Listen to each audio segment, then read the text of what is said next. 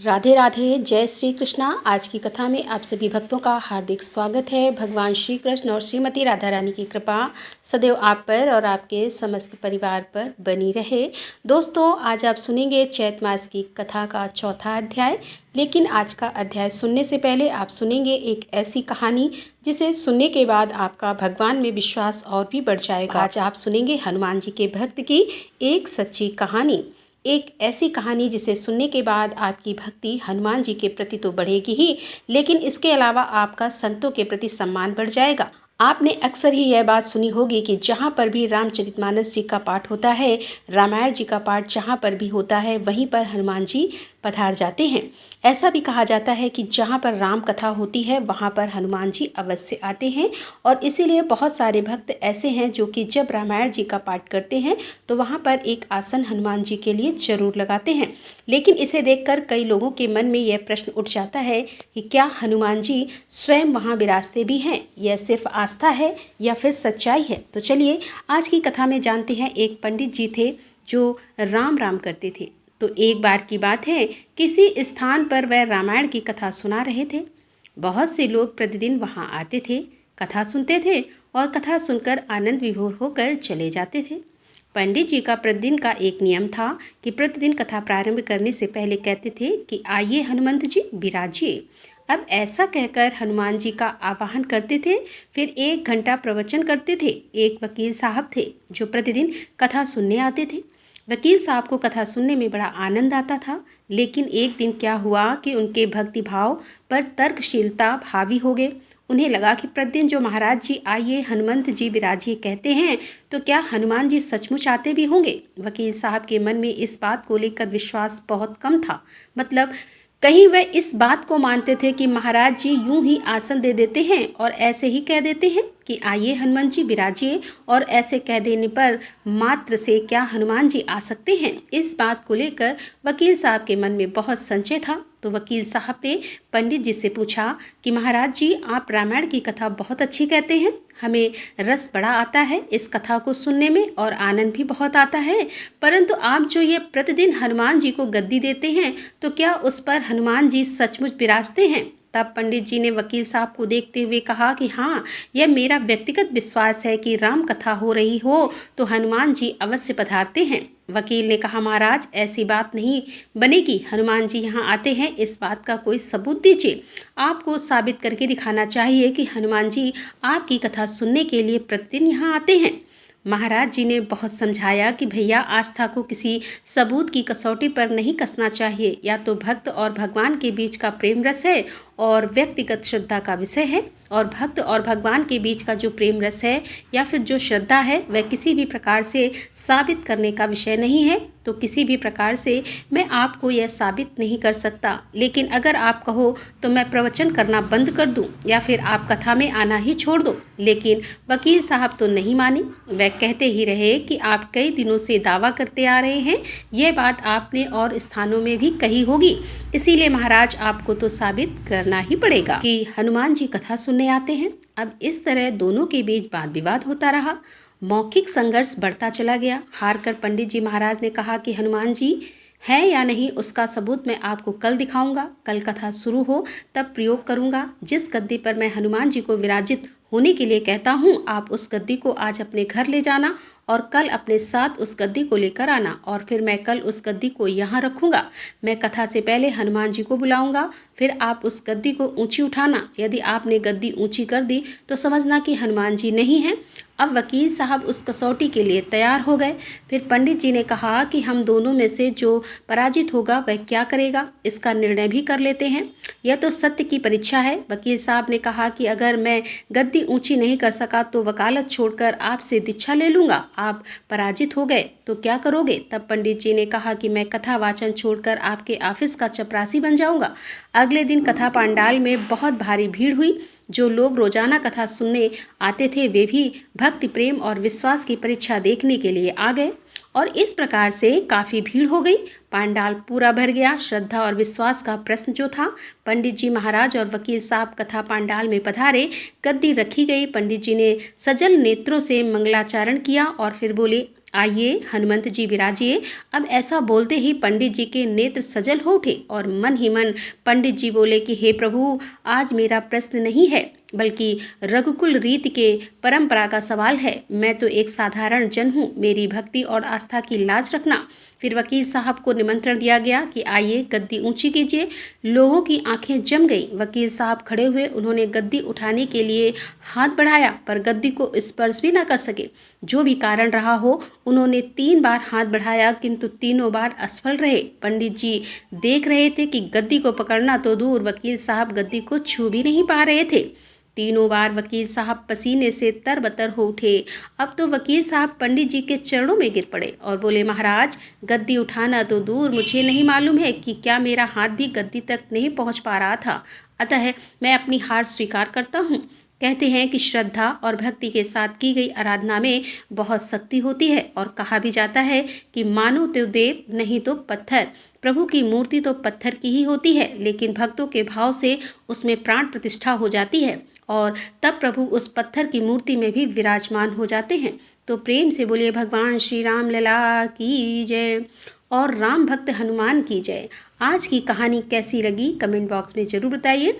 और अब आप सुनेंगे बैसाख मास महात्म्य का आज का अध्याय। श्री नारद जी बोले कि हे मिथिलापुरी का धर्मात्मा राजा, इस अद्भुत चरित्र को देखकर हाथ जोड़कर सुखपूर्वक बैठे हुए ब्राह्मण से कहने लगा कि हे महात्मन, मैंने यह सब बड़ा अद्भुत तथा आश्चर्यमय चरित्र देखा, जिनके धर्म के प्रताप से इक्ष्वाकु वंशी राजा की मूछ हो गई। इस धर्म को विस्तार से कृपा करके मुझे सुनाइए। राजा के प्रश्न को सुनकर महात्मा श्रुतदेव धन्य है यह कहकर राजा की प्रशंसा करते हुए बोले कि हे सौम्य, शुभ भागवत धर्मों का वर्णन मैं तेरे आगे करता हूँ, इसको ध्यानपूर्वक सुने, क्योंकि इनको जान लेने से प्राणी सांसारिक जन्म बंधनों से छूट जाता है। और बैसाख मास में जो धर्म है, जैसे कि जल का घड़ा दान देना, प्याऊ लगवाना, मार्ग में छाया करना, बावड़ी कुआं, तालाब या धर्मशाला बनवाना और सूर्योदय से पहले प्रतिदिन स्नान करना, भगवान का सुगंधित कोमल पुष्पों से पूजा करना, कथा सुनना और मार्ग से थके हुए को हवा करना, श्रम को दूर करने वाला गोरस, गुड़ का शरबत, जूता, खड़ाऊं, छतरी, पंखा, तिल, शहद, ईख और कपूर, कस्तूरी, चंदन आदि सुगंधित वस्तु, शैया घाट, फल, दही, नैवेद्य इत्यादि का दान करना और गायों को घास डालना, अन्नदान इत्यादि करना, शरीर पर तेल आदि का मर्दन ना करना, पत्ते पर भोजन करना, यह सब धर्म वैशाख मास में उत्तम धर्म है।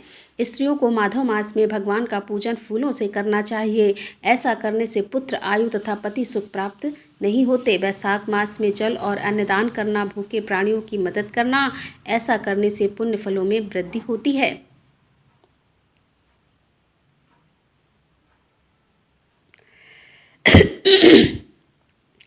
ऐसा ना करने से पुत्र, आयु तथा पति सुख प्राप्त नहीं होते। वैशाख मास में जल और अन्नदान करना, भूखे प्राणियों की मदद करना, ऐसा करने से पुण्य फलों में वृद्धि होती है और ऐसा ना करने से पशु और पिशाच योनि की प्राप्ति होती है। हे राजन, मैं अन्नदान ना करने की एक अद्भुत कथा तेरे सामने कहता हूँ, तू ध्यान पूर्वक सुन। रेवा नदी के किनारे मेरे पिता पिशाच होकर भूख और प्यास के मारे शिथिल होने से उनकी क्षुधा और तृष्णा बढ़ गई थी और छायाहीन सैवल के वृक्ष के पास अन्न न मिलने के कारण अपना ही मांस खाने से कंठ के बीच में मांस खड़ा हो गया था और कंठ नली का छिद्र सूक्ष्म हो जाने से पीड़ा के कारण प्राण जाने का भय था। कुआं, पाबड़ी, शीतल जल को विष समझते थे। मैं गंगा यात्रा के निमित्त जा रहा था, तब मार्ग में देवयोग से रेवा नदी के किनारे पर पहुंचा। वहां यह अद्भुत दृश्य देखा कि सालमती के वृक्ष की जड़ में एक पिशाच भूखा प्यासा चिल्लाता हुआ अपना ही मांस खा रहा है। वह पापी मुझे मारने के लिए दौड़ा, परंतु मेरे तेज के कारण निहित हो गया। मेरे हृदय में दया उत्पन्न हुई, तब मैंने उससे कहा, डर मत, तू कौन है, जल्दी बता, तुझे कष्ट से अभी छुड़ा दूंगा। मेरे ऐसा कहने पर अपना पुत्र मुझे ना जानकर कहने लगा कि मैं अनर्थ देश में भुवराख्य नगर में जन्मा था। मेरा नाम चैत्र था और संस्कृति गोत्र में उत्पन्न हुआ था। तप, दान, विद्या और यज्ञ आदि में मेरी बड़ी निष्ठा थी। मैंने संपूर्ण विद्या पढ़ी है और पढ़ाई संपूर्ण तीर्थों में स्नान किए हैं। हे अंग, मैंने इस इच्छा के लोभ से वैशाख मास में अन्न का दान नहीं किया।